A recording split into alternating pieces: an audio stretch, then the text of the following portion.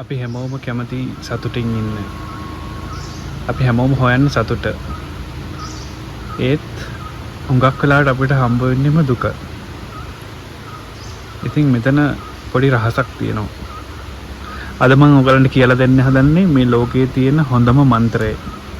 සතුටින් ඉන්න කැමති නම්, නිස්කලංකව ඉන්න කැමති නම්, මානසිකව සුවයෙන් ඉන්න කැමති නම් මේ ලෝකේ තියෙන හොඳම මන්ත්‍රය තමයි අද මම කියලා දෙන්න යන්නේ. පුළුවන් ද ඔයගලන්ට හිතා ගන්න මොකක්ද කියලා. මේ මන්ත්‍රයේ තියෙන අකුරු 4යි. ඒ අකුරු 4 තමයි කමක් නැහැ. කමක් නැහැ කියලා කියන්නේ මේ ලෝකේ තියෙන හොඳම මන්ත්‍රය කිව්වත් ඔබ පිළිගන්න කැමතිද? කමක් නැහැ කියලා කියන්නේ ඔබ හිතන්න මෙහෙම ඔබට තියෙනවා පාලනය කරන්න බැරි දේවල්. ඔබට තියෙනවා ඔබට විසඳන්න බැරි ප්‍රශ්න. ඔබට තියෙනවා සමහරලාට සුව කරගන්න බැරි අසනීප. එක පිට එක ප්‍රශ්න එනකොට ඔබට හිතන්න පුළුවන් නම් කමක් නැහැ. ඔය ආපු දෙන්න. බාහිර ලෝකෙ මිනිස්සුන්ගෙන් එක පිට එක ප්‍රශ්න එනකොට ඒ මිනිස්සු අපි අකමැති විදිහට හැසිරෙනකොට අපිට හිතන්න පුළුවන් නම් කමක් නැහැ. එයා එහෙම හිටපු දින් ඒකේ මගේ ප්‍රශ්නයක් නෙමෙයි, ඒක එයාගේ ප්‍රශ්නයක් කියලා. අපි හිතමු ඔබට ලොකු අසනීපයක් තියෙනවා, හොඳ කරගන්න වෙන විදිහක් නැහැ, සමහරට බෙහෙත් නැහැ. කමක් නැහැ. ඔය තිබිච්ච දේ. අපි හිතමු ඔබට තියෙනවා මේ ලෝකේ තව කෙනෙකුට විසඳලා දෙන්න බැරිම විදිහේ ලොකුම ප්‍රශ්නයක් තියෙනවා කියලා හිතමුකෝ. ඒත් ඔබට හිතන්න පුළුවන් නම් කමක් නැහැ. ඔබ ප්‍රශ්නේ ආපු දෙන්න. කමක් නැහැ ඉතින්. කරන්න දෙයක් නැහැ. ඒක එහෙම වෙච්ච දෙයක්. අපිට නොගැලපෙන පුද්ගලයෙක් ඉන්නවා කියලා හිතමු අපි ගාව. අපි වැඩ කරන තැන එහෙම නැත්නම් කොහේ හරි. කමක් නැහැ එහෙම ආයෙත් හිටපු දෙයක්. ඒක එයාගේ හැටි. ඒක එයාට පුළුවන් විදිය. ඒක එයාට තේරෙන විදිය. එයා හැසිරෙන්නේ එයාට පුළුවන් විදියට, එයා දන්න විදියට, එයාට තේරෙන විදියට. එයාගේ විදිය ඒක. ඉතින් කමක් නැහැ. ඉතින් මට මොකද? ඉතින් ඒක එයාගේ දෙයක්. ඉතින් අන්න එහෙම හිතන්න. එහෙම හිතුවොත් එහෙම ඔයගලන්ට පුළුවන් විශාල බරක් මනසෙන් නිදහස් කරගන්න. සමහර වෙලාවට අපිට ප්‍රශ්නයක් ආපුවම එතනදී අපිට දෙවිදිහකට ඒකෙන් පීඩාවක් විඳින්න වෙනවා. එකක් තමයි ඒ ප්‍රශ්නය එක පීඩාවක්. අපි හිතමු නිකන් අපිට බාහිර පුද්ගලෙක් ඉන්නවා අපිට නිස්කාරණේ දොස් කියනවා කියලා. අපි එහෙම හිතුවොත් එහෙම ඒ පුද්ගලයාගෙන් ඒ දොස් අහන්න වෙන එක අපිට එක ප්‍රශ්නයක්. හැබැයි ඒ පුද්ගලයාගෙන් දොස් අහන්න වෙන එක ගැන අපි මනසින් හිතලා දුක් වෙන එක තව ප්‍රශ්නයක්.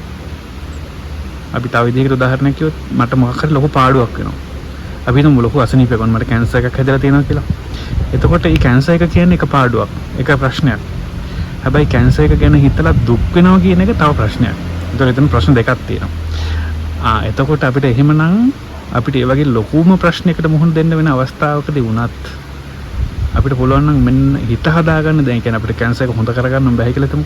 ඒතර අපිට ඕනම් පුළුවන් කමක් නැහැ, කැන්සර් එකක් තියෙනවා, හරි කමක් නැහැ කියලා එහෙම හිතපු වෙලේ ඉඳන් ඔබේ මනස නිදහස් වෙන්න පටන් ගන්නවා.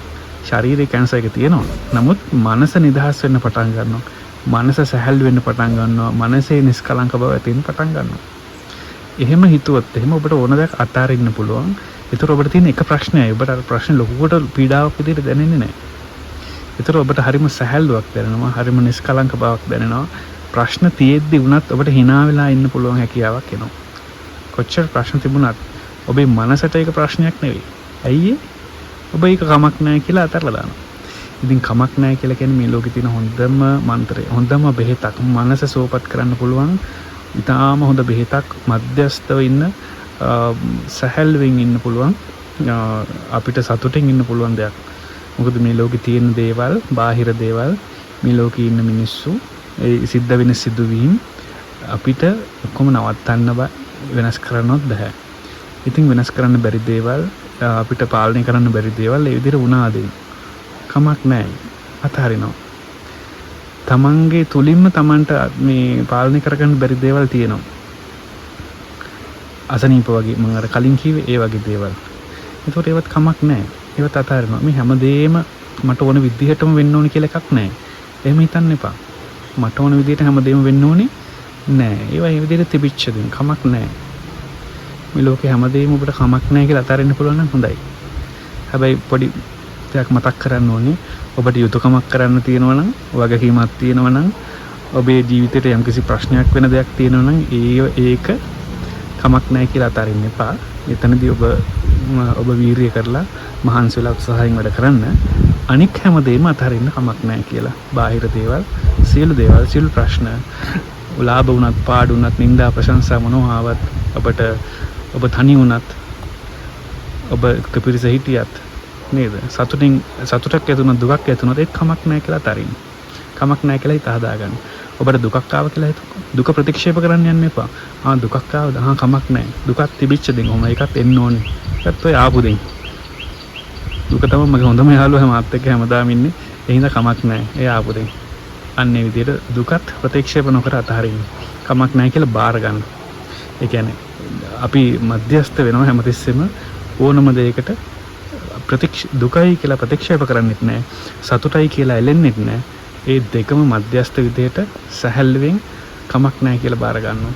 එතකොට ඊටාම හොඳට මනස සැහැල්ලුවෙන් නිස්කලංකව පවත්ත ගන්න අපිට ලොකු ශක්තියක් ලැබෙනවා. මේක මේ ලෝකේ පහළ වෙච්ච බොහොම ඉහළට හිත දියුණු කරගත්තු මහා ඍෂිවරුන්ගේ දැනුමෙන් ආපු මන්ත්‍රයක්. ඉතින් ඔබත් මේ මන්ත්‍රය පාවිච්චි කරලා ඒ මන්ත්‍රය තුළින්ම ඔබේ මානසික නිස්කලංක භාවය, සුවපත් භාවය වැඩි දියුණු කරගන්න. ඔබට මීට වඩා සතුටින් හොඳින් ජීවත් වෙන්න ඔබට ලොකු ශක්තියක් ලැබෙවි. ඒ ශක්තියත් එක්ක ඔබේ කරන හැම දෙයක්ම සාර්ථක වේවි. ඉතින් ඔබට සුබ පතනවා හැම දිනකටම. තෙරුවන් සරණයි.